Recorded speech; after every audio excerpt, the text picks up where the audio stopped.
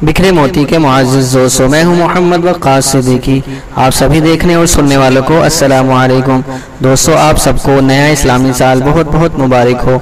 अल्लाह रब्बुल इज़्ज़त इस नए साल को हमारे लिए खैर व आफियत, बरकत और खुशियों का सबब बनाए और हर किस्म की आफात, मुसीबत, परेशानियों और बीमारियों से हम सब की हिफाजत फरमाए और अल्लाह रब्बुल इज़्ज़त इस नए साल में हमें वो काम करने की तौफीक अता फरमाए जिससे अल्लाह भी राज़ी होते हैं और अल्लाह के रसूल सल्लल्लाहु अलैहि वसल्लम भी राज़ी होते हैं। तो दोस्तों, आज की इस वीडियो में मैं आपको हज़रत उमर फ़ारूक रज़ियल्लाहु ताला अन्हु का इस्लाम कबूल करने का वाक़या के बारे में बतलाऊँगा और इस्लाम कबूल करने के बाद आपके दौरे खिलाफत में जो आपने काम किए, इस्लाम के लिए जो सिस्टम राइज किए, जो आज भी रहती दुनिया में बाकी हैं, उनके बारे में बतलाऊंगा। तो वीडियो को आगे बढ़ाने से पहले आप दोस्तों से दरख्वास्त है कि अगर आप मेरे चैनल पर नए हैं तो मेरे चैनल को सब्सक्राइब करें और बेल आइकन को ज़रूर प्रेस करें और वीडियो अच्छी लगे तो लाइक, शेयर और कमेंट्स बॉक्स में अपनी राय का इजहार ज़रूर करें। तो चलते हैं अपने मौजू की तरफ। हज़रत उमर रज़ियल्लाहु ताला अन्हु, जिनके पाक नाम पर आज मुसलमानों को फ़ख्र है और जिनके जोश ईमानी से आज 1400 बरस बाद तक काफिरों के दिलों में खौफ है, इस्लाम लाने से कबल मुसलमानों की मुकाबला और तकलीफ पहुँचाने में भी मुमताज़ थे। नबी अकरम सल्लल्लाहु अलैहि वसल्लम के कत्ल के दर पे रहते थे। एक रोज़ कुफ़ार ने मशवरा की कमेटी कायम की कि कोई है जो मोहम्मद सल्लल्लाहु अलैहि वसल्लम को कत्ल कर दे। उमर ने कहा कि मैं करूँगा। लोगों ने कहा कि बेशक तुम ही कर सकते हो। उमर तलवार लटकाए हुए उठे और चल दिए। इसी फिक्र में जा रहे थे कि एक साहिब कबीला ज़ोहरा के, जिनका नाम हज़रत साद बिन अबी वक्कास है, मिले।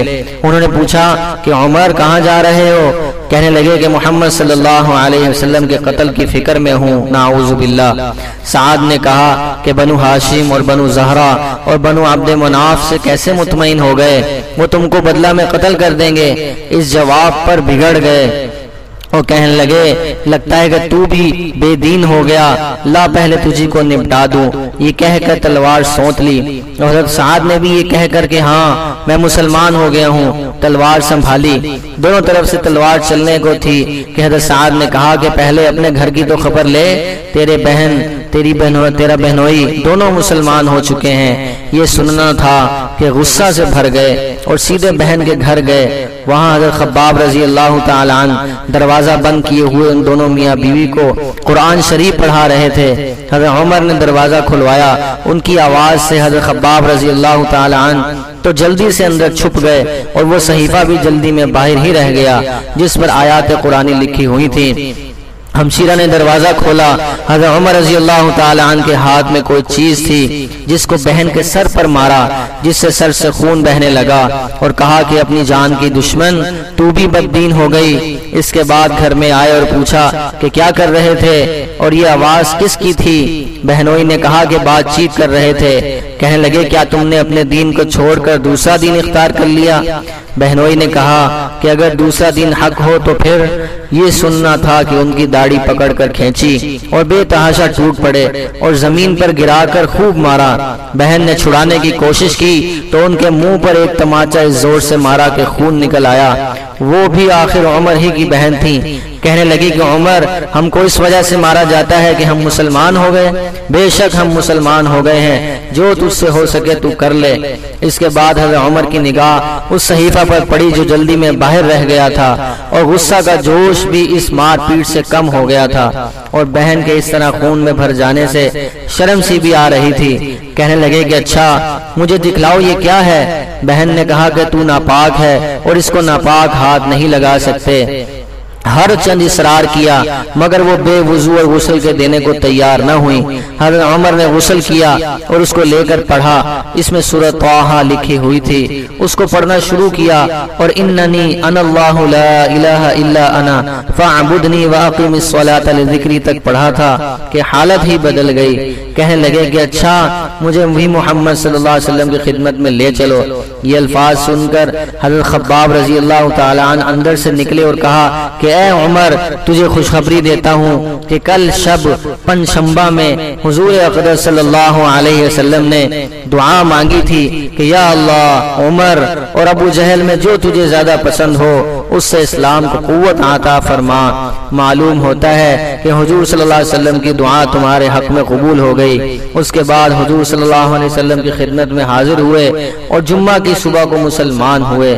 ان کا مسلمان ہونا تھا کہ کفار کے حوصلے پست ہونا شروع ہو گئے، مگر پھر بھی یہ نہایت مختصر جماعت تھی اور وہ سارا مکہ بلکہ سارا عرب، اس لیے اور بھی جوش پیدا ہوا اور جلسے کر کے مشورہ کر کے ان حضرات کو ناپید کرنے کی کوشش ہوتی تھی اور طرح طرح کی تدبیریں کی جاتی تھیں۔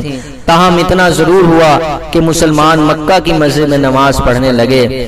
حضرت عبداللہ بن مسعود رضی اللہ تعالی عنہ فرماتے ہیں کہ عمر کا اسلام لانا مسلمانوں کی فتح تھی اور ان کی ہجرت مسلمانوں کی مدد تھی اور ان کی خلافت رحمت تھی، اور انہوں نے اپنی خلافت میں دنیا کو ایسے سسٹم دیے جو آج تک پوری دنیا میں رائج ہیں۔ سن ہجری کے کیلنڈر کا اجرا کیا، جیل کا تصور دیا، مؤذنین کی تنخواہیں مقرر کی، مسجدوں میں روشنی کا بندوبست کروایا، پولیس کا محکمہ بنایا، ایک مکمل عدالتی نظام کی بنیاد رکھی، آبپاشی کا نظام قائم کرایا، فوجی چھاونیاں بنوائیں اور فوج کا باقاعدہ محکمہ قائم کیا۔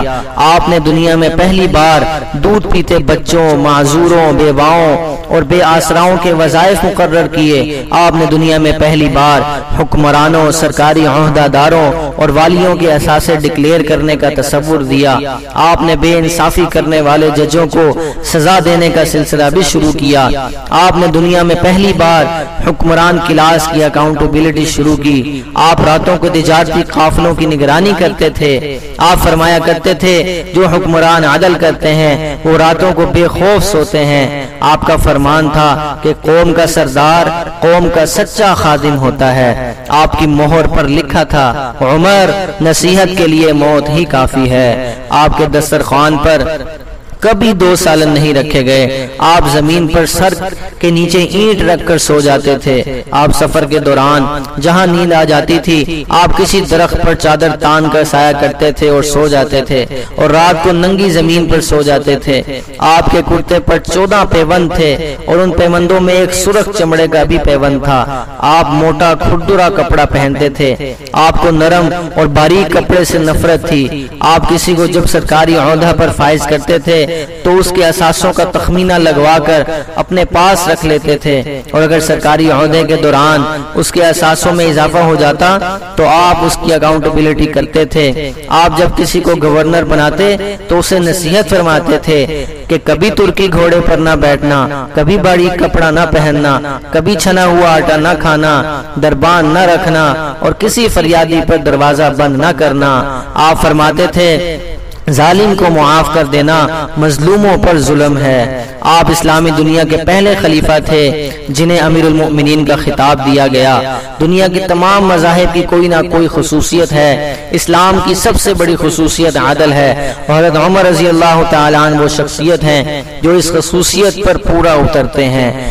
آپ شہادت کے وقت مقروض تھے، چنانچہ آپ کی وصیت کے مطابق آپ کا واحد مکان بیچ کر آپ کا قرض ادا کر دیا گیا، اور آپ دنیا کے واحد حکمران تھے جو فرمایا کرتے تھے میرے دور میں اگر فرات کے کنارے کوئی کتا بھی بھوک سے مر گیا تو اس کی سزا عمر ہی کو بھگتنا ہوگی۔ آپ کے عدل کی یہ حالت تھی۔ آپ کا انتقال ہوا تو آپ کی سلطنت کے دور دراز علاقے کا ایک چرواہا بھاگتا ہوا آیا اور چیخ کر بولا لوگو حضرت عمر فاروق رضی اللہ تعالی عنہ کا انتقال ہو گیا۔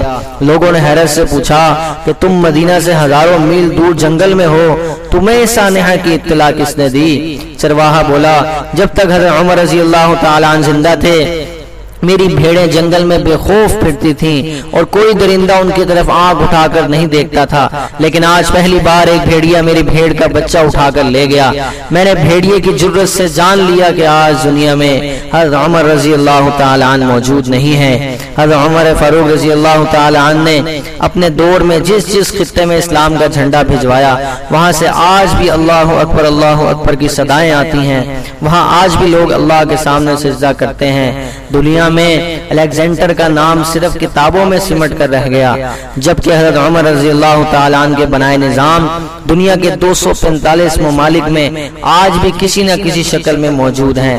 آج بھی جب کسی ڈاک خانے سے کوئی خط نکلتا ہے، پولیس کا کوئی سپاہی وردی پہنتا ہے، کوئی فوجی جوان 6 ماہ بعد چھٹی پر جاتا ہے، یا پھر حکومت کسی بچے، معذور، بیوہ یا بے آسرا شخص کو وظیفہ دیتی ہے، تو وہ معاشرہ، وہ سوسائٹی بے اختیار حضرت عمر رضی اللہ تعالیٰ عنہ کو عظیم تسلیم کرتی ہے۔ وہ انہیں تاریخ کا سب سے بڑا سکندر مان لیتی ہے، ماں سوائے ان مسلمانوں کے جو آج احساس کمتری کے شدید احساس میں کلمہ تک پڑھنے سے پہلے دائیں بائیں دیکھتے ہیں۔ لاہور کے مسلمانوں نے ایک بار انگریز سرکار کو دھمکی دی تھی کہ اگر ہم گھروں سے نکل پڑے تو تمہیں چنگیز خان یاد آ جائے۔ اس پر جواہر لال نہرو نے مسکرا کر کہا تھا کہ افسوس، آج چنگیز خان کی دھمکی دینے والے مسلمان یہ بھول گئے کہ ان کی تاریخ میں ایک حضرت عمر رضی اللہ تعالی عنہ بھی تھا، جن کے بارے میں غیر بھی اعتراف کرتے ہیں کہ اسلام میں اگر ایک عمر اور ہوتا تو آج دنیا میں صرف اسلام ہی اسلام ہوتا۔